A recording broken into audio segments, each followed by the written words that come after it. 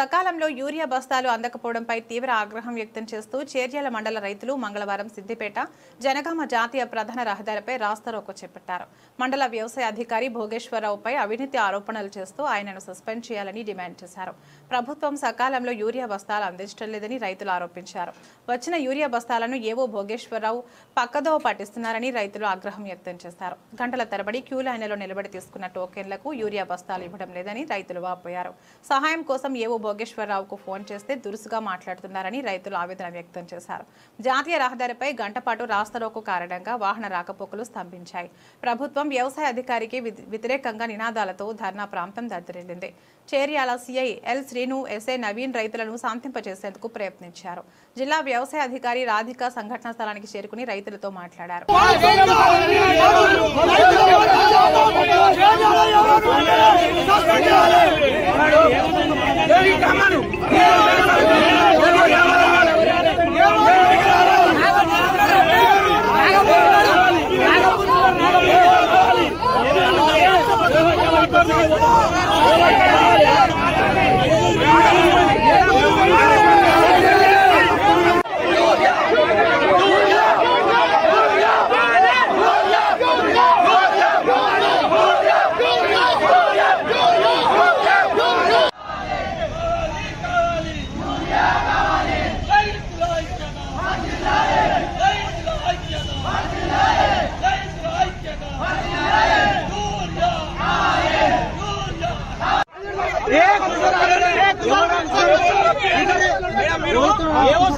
సంతకాలు పెట్టించిన చిట్టీల మీద 100 బస్తాలు పలానా పడ్డేరు షాపులో ఎక్కువ అంటే అడిగి పోతే 40 బస్తాలు ఉంటలేవు. ఆ 40 బస్తాలు ఎక్కడ పోయినాయని చెప్పేసి మీ డిపార్ట్మెంట్ ఎంక్వైరీ చేయాలన్నా వద్దా?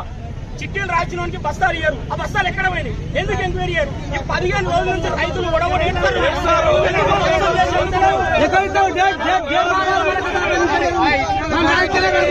వచ్చిన బస్తాలు ఒక్క రైతుకు ఒకటి జ్ఞానం సర్పంచులకు, ఎంపీడీసీలకు, ఎక్కువ గిరాకీ చేసేవాళ్ళకు అందరికి ముందుగానే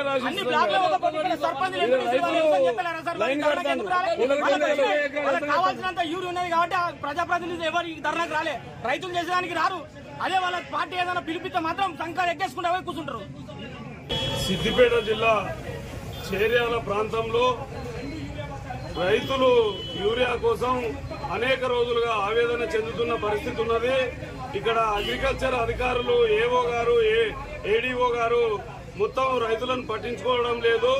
వచ్చిన యూరియా బస్తాలను మొత్తం వాళ్ళకు తెలిసిన వాళ్లకు పతారా ఉన్న వాళ్లకు ఇంటికాడనే చిట్టీలు రాసిస్తారు. మళ్లీ ఇక్కడ రైతు వేదిక వద్ద రైతులు క్యూ కట్టి చిట్టీలు రాసుకుంటే అక్కడ పోయే వరకు బస్తాలు అయిపోయినాయని ఫర్టిలైజర్ షాపులు చెప్తుండ్రు. ఇది చాలా అత్యంత దుర్మార్గము.